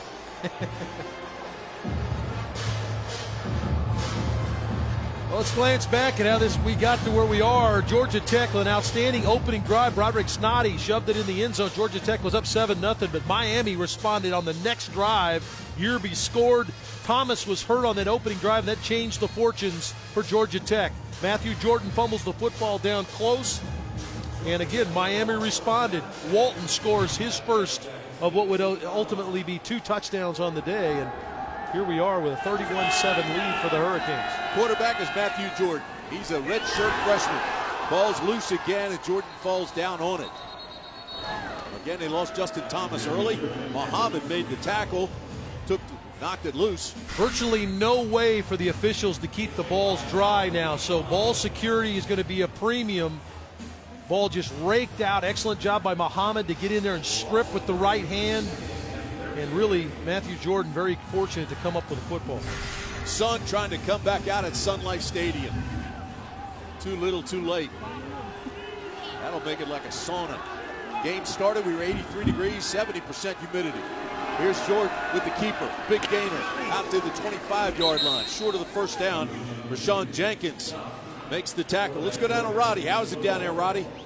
Tim, it is certainly wet, and you guys talked about the standing water on the field. If you look down at my shoes, you can see that it's splish-splashing around. This field does drain well, but the amount of water that came down during that delay was torrential, as you guys said. I'm soaked from head to toe. I had to even steal Archer's jacket to cover my head.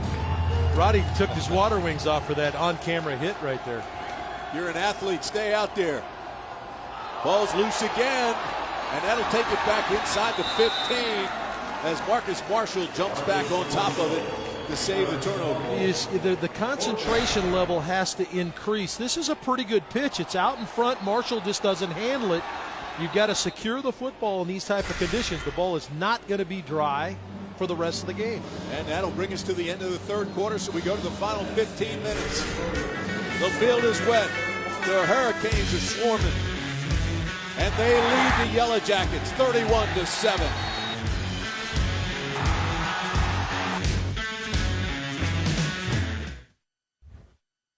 Georgia Tech has to punt it away to Miami.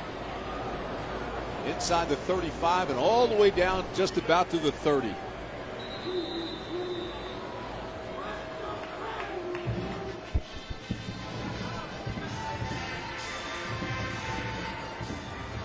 Just a reminder that this year the North Carolina Education Lottery will contribute more than $500 million to help meet North Carolina's education needs. Learn more at nc-educationlottery.org.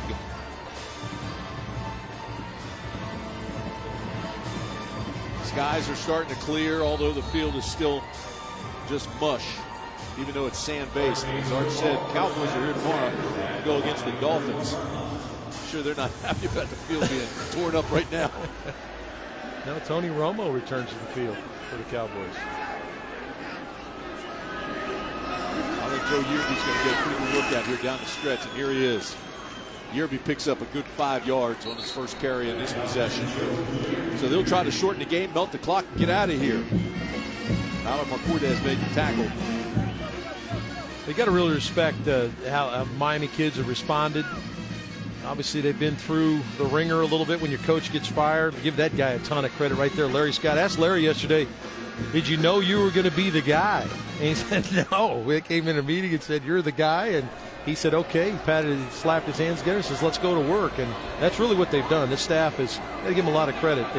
Their lives are in limbo. Their families' lives are in limbo, yet they come and working with these kids, teaching, trying to coach. Another flag.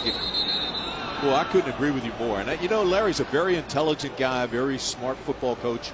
I'll start. Kids respect him. Offense number 3, 5-yard penalty.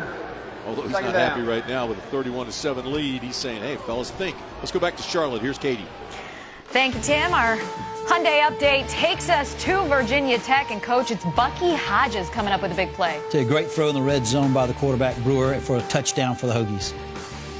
And Virginia Tech just picked up a turnover. They've got the ball in the red zone. Guys, it's getting interesting down there. All right, Katie, thank you very much. Interesting there. Here it's 31-7. Georgia Tech trying to engineer some kind of comeback, but they put it on the ground 7 times today and lost 2 of those fumbles. This ball is thrown away by Kaya, and I don't know why they're doing that. That was intended for Njoku, and Njoku had no chance at it. He was just throwing it away.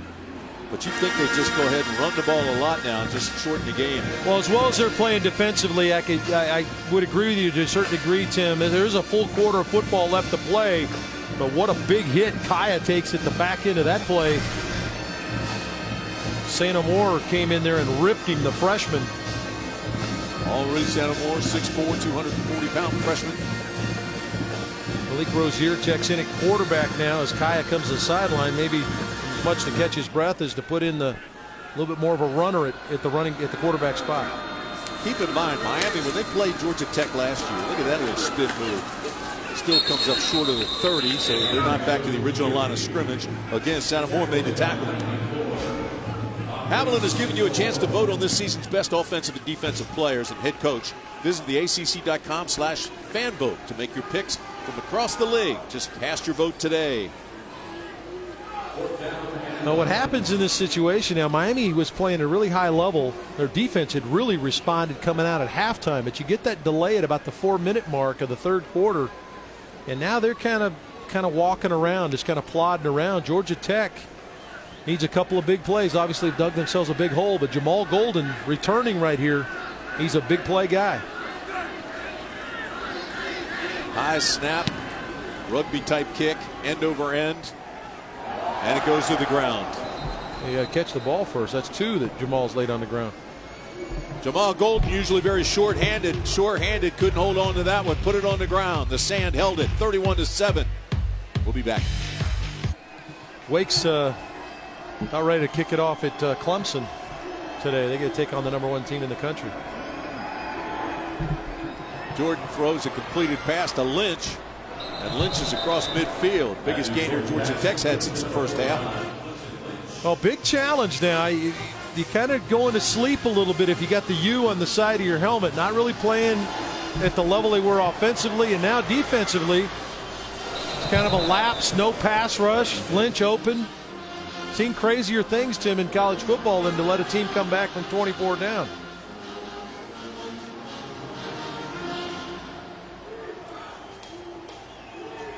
First down and 10. The Yellow Jackets trailing 31-7 and trying to generate some offense. This is Griffin, and Griffin around the corner has a first down and a whole lot more. Griffin all the way down past the 20. Deion Bush chases him out of bounds, but what a gainer for the redshirt junior. Well, this is exactly what Georgia Tech needed to do. They needed chunk plays. They picked up about 50 yards in 2 plays. Faked a wide toss play, come back with a little counter to Griffin, and Griffin is able to get up the field and push this ball inside the Miami 20.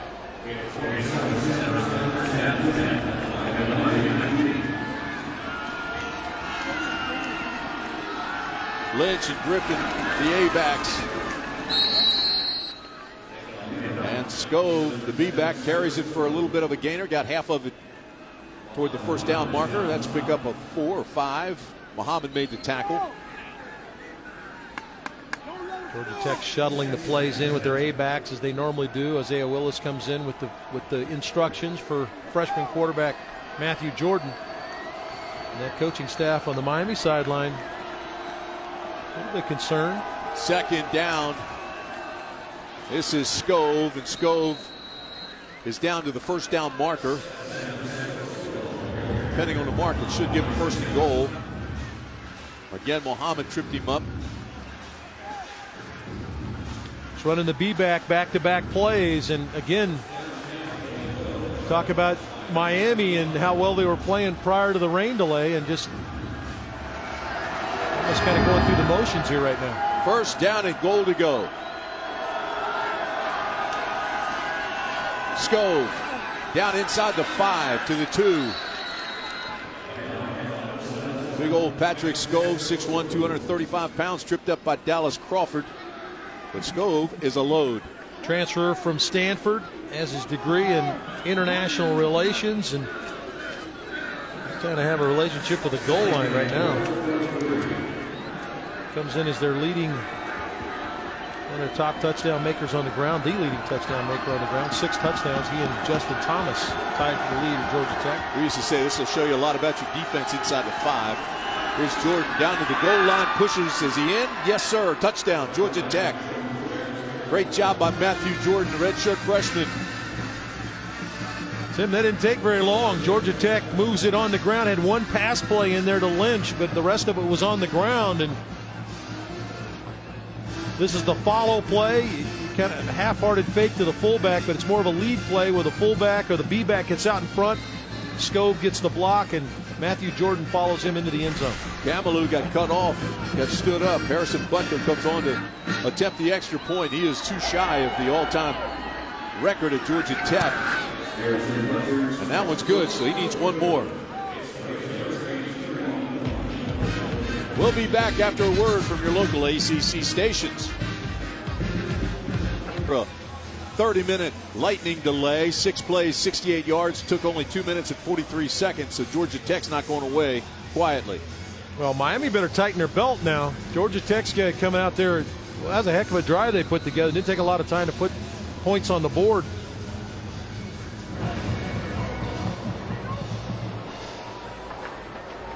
This ball will go into the end zone and through the end zone for a touchback. Cornelder just let it go. Well, things are heating up in Blacksburg. How about that game and what happened at the end of it? Let's go back to Charlotte. Here's Katie. Touchdown. Virginia Tech, 2 touchdowns on the 4th down in less than 2 minutes off 2 Marquise Williams fumbles. It's getting exciting, Tim. Wow, how about that? Frank's final home game, 31-14 here, Miami.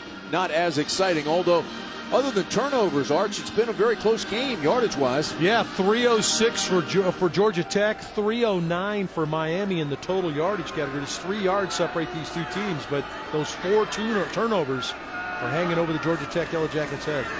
Brad Kaya throws a little swing pass. This is complete. He's got Walton, and Walton can fly, and he's all the way out to the 38-yard line. Well, much better job now.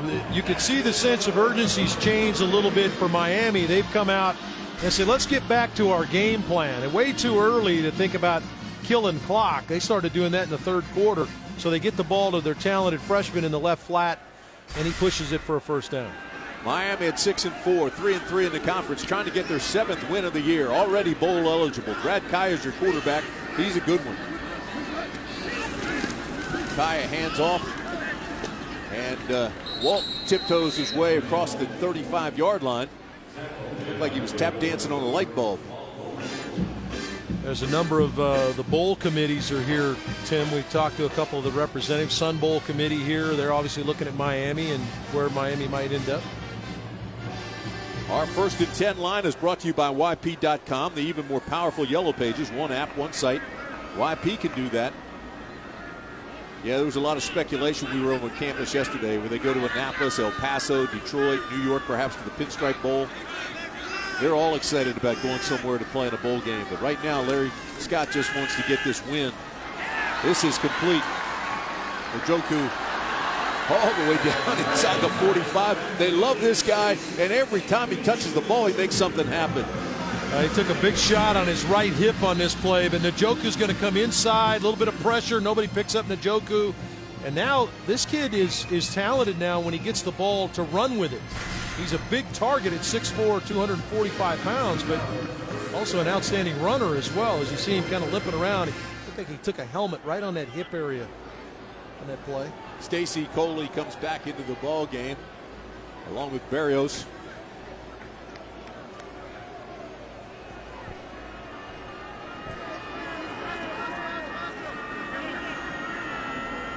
Walton in the backfield with Brad Kaya, and now they blow it dead. So that 1st down play is blown dead. Malcolm Lewis in the ball game as well. Offense, 5-yard penalty, 1st down. Hey fans, feeling like a champion today? Tire Pros is giving you the opportunity to be one with the Tire Pros Road to the Championship Sweepstakes. Enter for a chance to win a VIP trip for 2 to the ACC Championship game and a new set of Continental tires, and you can be a champion. Enter today at TireProSweepstakes.com. Well, you got to get them while the getting's good. There's not a lot of them left. You want to go to that weekend. That's going to be a fun weekend in Charlotte. Always a fun weekend. How about the way that game is shaping up? Wow, that place should be rocking. Here's Brad Kaya, throws over the top. He's got a man wide open, and it's caught. Inside the 15, down to the 2, goes Christopher Herndon. That ball was perfectly thrown, and Herndon made sure he tucked it away before he ran. Well, it's an excellent play by Herndon. He came in with just 14 receptions. He's inside right here, just going to release right down the seam. And an excellent job of Kaya seeing coverage. They left Herndon alone down that seam, and big tight end squeezed it and pulled it in. And this looks more like what we saw from Miami in the first 3 quarters. Aggressive offensively, striking with the pass both to the backs and down the field. And they needed to get back to their regular game plan. He still lost it at the end after he was down. That's why he got caught from behind. He was trying to tuck it away. They're going to be stripping that ball every time they touch it now. Walton down close to the goal line. He ran into Grant Mitchell and Sam Moore. Grant Mitchell played at Webb High School in Knoxville, Tennessee for a long time. Coach there, David Meskey. Talented player, Grant Mitchell. He's going to be around a long time. Tattoo a lot of folks. Linebackers coaching at Webb. Randy Carroll did a nice job for him. Yeah, Mitchell and Walton are going to see each other for a few years. Yeah, they will. Here's the give. And walks into the end zone. Touchdown, Miami. Walton having a field day. Got 9 touchdowns now for the season. That's 3 touchdowns for Mark Walton today. 2 rushing, 1 receiving.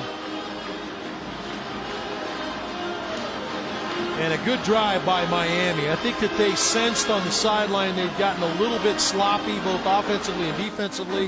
Got back to their game plan. The opening play of this drive was a throw to Walton in the left flat that picked up 10 and a first down, and they did not look back. Good throw to Herndon, got it inside the 10, and Walton cashes it in. Badley gets a high snap. It's put down nicely, and he splits the sticks.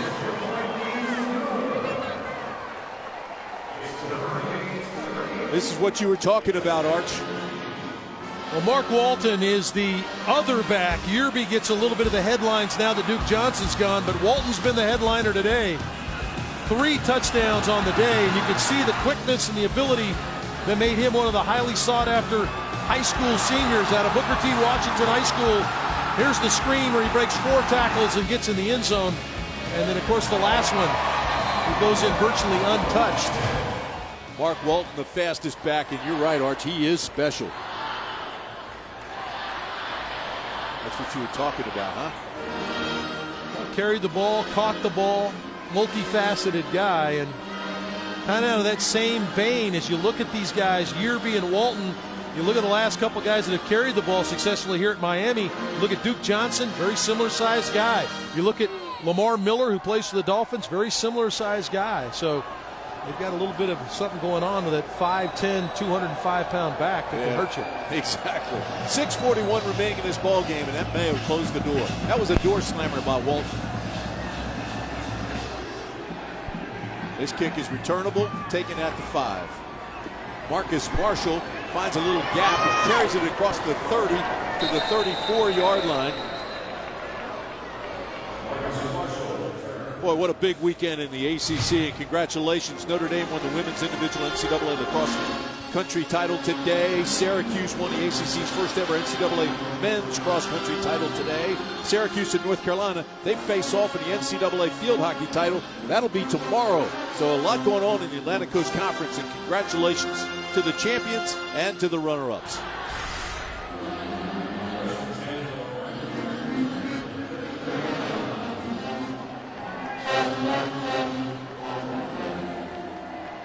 Patrick Scove is your B-back. They look at him in a little swing area, but instead Jordan goes down. Muhammad again has really turned it up a notch here in the second half. Aquadine Muhammad.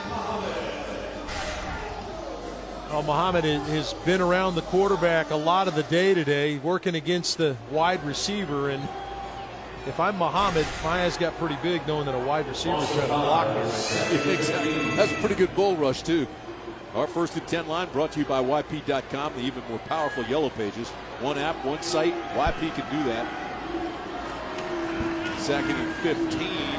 This is Griffin. Griffin around the corner. How about Griffin coming in with some big gainers? Still on his feet up by midfield. Lynn Griffin will move the chains, picks up the first down. Jamal Carter made the tackle. Lynn Griffin is a guy that was originally on the other side of the ball, Tim, but with all the injuries that have happened to the backfield, the A-back, Lynn Griffin moved to the offensive side, and he's done a nice job filling in.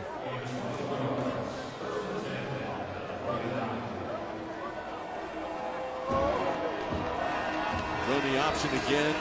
Here's the pitch. This is Marshall.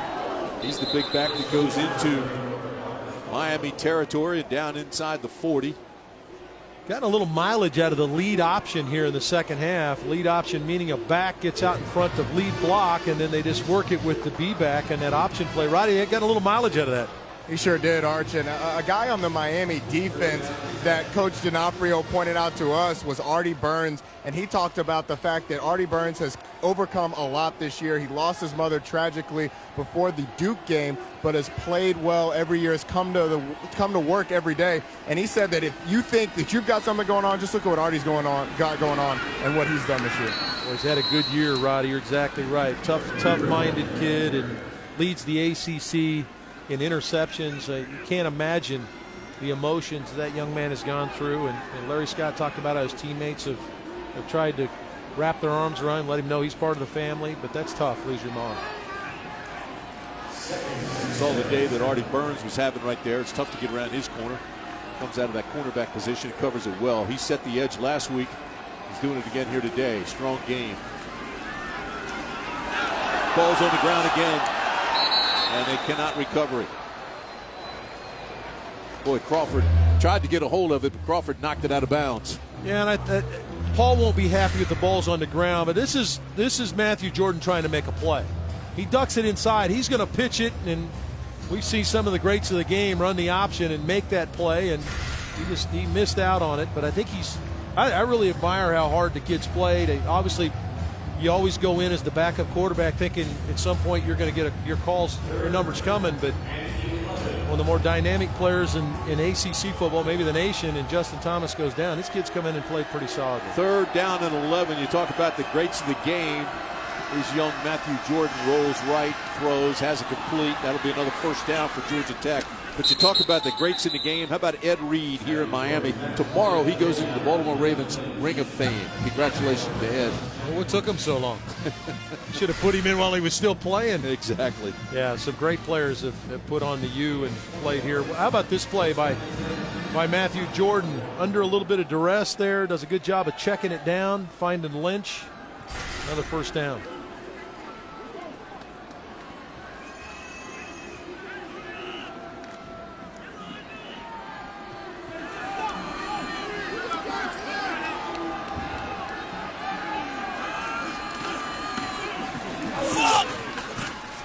Rounded corner goes Griffin again, stays in bounds. Down around the 10, he finally touches out of bounds.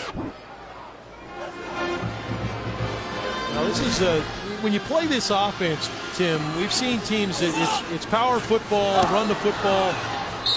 You make a business decision that you're going to play physical, and sometimes you do, sometimes you don't. That time it looked like there weren't a lot of people that wanted to hit Griffin along the sideline.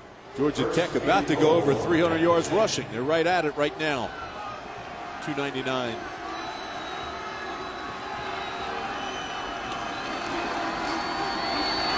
Matthew Jordan takes it around the corner, has a blocker, and then runs into trouble. Juwan Young can run for a linebacker. Well, it's a linebacker core that really has been beat up here at Miami. When you talk about the players they lost, Darian Owens went down with a knee in week 2. Raphael Kirby, who was one of the top tacklers on this team, a senior who has a senior day today, had a lower extremity injury, and Marquez Guyett, who went out with an injury as well. Their linebacker core has just been depleted. And so a young man that maybe they were, kind of wanting to groom, and Juwan Young has had to play, and he's had to learn on the job, and I think he'll be a heck of a player down the road. 2nd and goal, Georgia Tech. Here's the option. Here's Jordan. Stopped by Grace. Rivalry mode is in the ACC Quarterback Challenge. Get the app and get into it now. It's really heating up. As a matter of fact, Miami's currently leading Georgia Tech 56% to 44%. Which fan base will pull out the victory? Well, download the ACC Quarterback Challenge right now. It's brought to you by Coyote Tractor. Make sure your team comes out on top. Get involved. Like Ibis is getting involved right now with the fans that stayed through the lightning delay. Final minute 15 from Sun Life. The long pitch to Lynch. Touchdown, Georgia Tech. Well, excellent job of using that wide pitch that they do such a good job of flanking the defense. It's a play that I'm not sure anybody runs it as well as Georgia Tech does. They just outflank your defense, get one block, and then somebody's up the field. Isaiah Willis gets the block out in front of Lynch, and Lynch punches it in the end zone. Lynch had a big run to set up the first touchdown. Comes and carries that one in himself for his 5th touchdown of the year. Good snap, good hold. Georgia Tech not going away, but running out of time. Down to the final 69 seconds.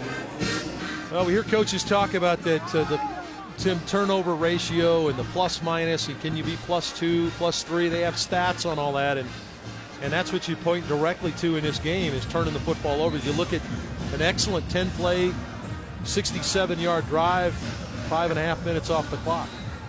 Well, the last weekend of the regular season is coming up next Saturday, and we'll be in Winston-Salem as Duke takes on Wake Forest.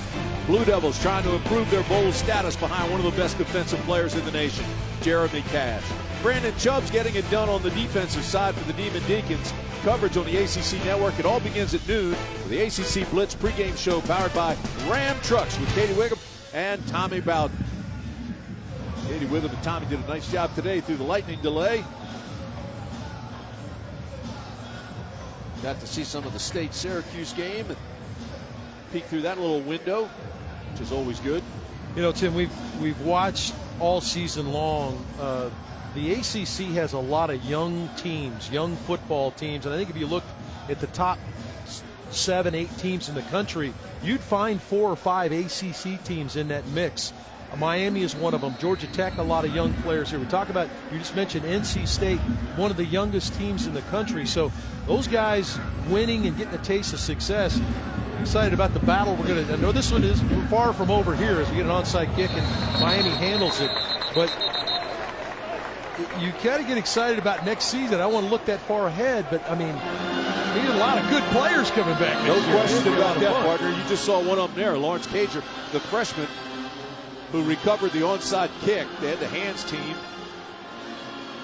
Let's go back to the studio, check in with Katie. Thanks, Tim. Our Hyundai update takes us to Lane Stadium for the win, Coach. The back shoulder throw, a lot of time and preparation goes into that throw, harder than it looks. Quinshad Davis, a 5-yard touchdown pass, 30-27, the final. Carolina headed to Charlotte for the Coastal Division.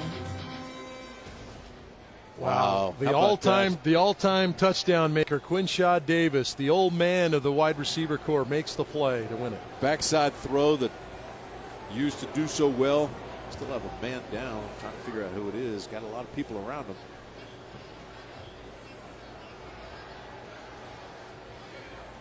Might be Griffin.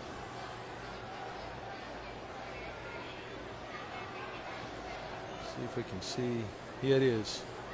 And he's up. We can take a look, number 14. That's Corey Griffin. Yeah, and there he is. Yep. Flipped over the top. Maybe just a hyperextension there of the leg as he was trying to get in there. Like he's okay though. Got off on his own power.